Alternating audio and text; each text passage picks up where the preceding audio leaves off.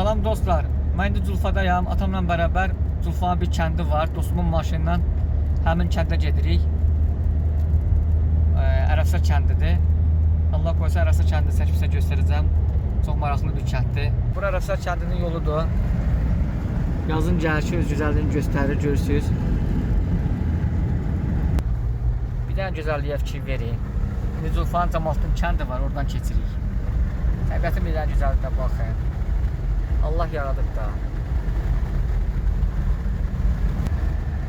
Dağı görürsünüz. Bu dağ Haçadağdır. Bu dağa el arasında həm Haçadağ deyirlər, həm İlanlı dağ deyirlər, həm də Nuhun dağı deyirlər. Nuhun dağına görə deyirlər ki, rəvayətə görə Nuh Peyğəmbərin gəmisi gəlib bura dəyib dayanıb. Haçadağda ona görə deyirlər ki, dağın üst tərəfi Haça şəklindədir. Bildiyimə görə bu dağın ətrafında çoxlu ilanlar var, elə eşitmişəm. Və həmin ilanlara görə də bu dağa həm də İlanlı dağ deyirlər. Dağdan yol gəlirik Culfadan Ərəfsəyə. Hələ ki 40 dəqiqə olar, bəlkə gəlib çatmamışıq. Fikir versiniz, may aydır. Hələ də dağların üstündə qarlar var, görürsünüz. Uzun yoldan sonra Ərəfsəyə çatdıq. Bura Ərəfsə kəndidir.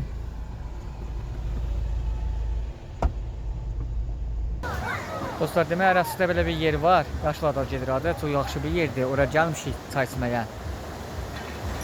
Görürsünüz nə qəşəngdir. Buna çaydır belə.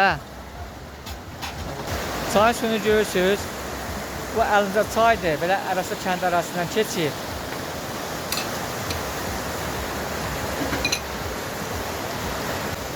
Biz də belə çayın qırağında oturub çay içərdik inşallah. Gəl nətər, xoşva gəldi?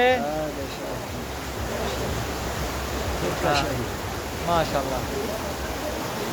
Demək bağla mən bura yaşlıları dedim. Əslində buranın adı yaşlılarda deyil. Buranın adı Yaşıl Vadidir. Yaşıl Vadi. Görürsünüz. Çox qəşəng bir yerdir maşallah.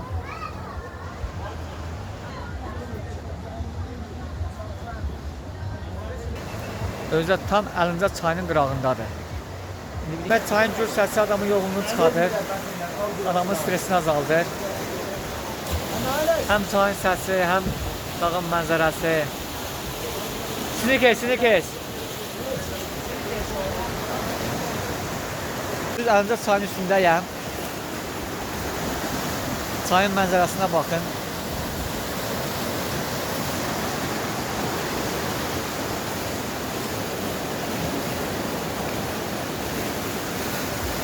Təbiətin güzəlliyini hiss edirdim.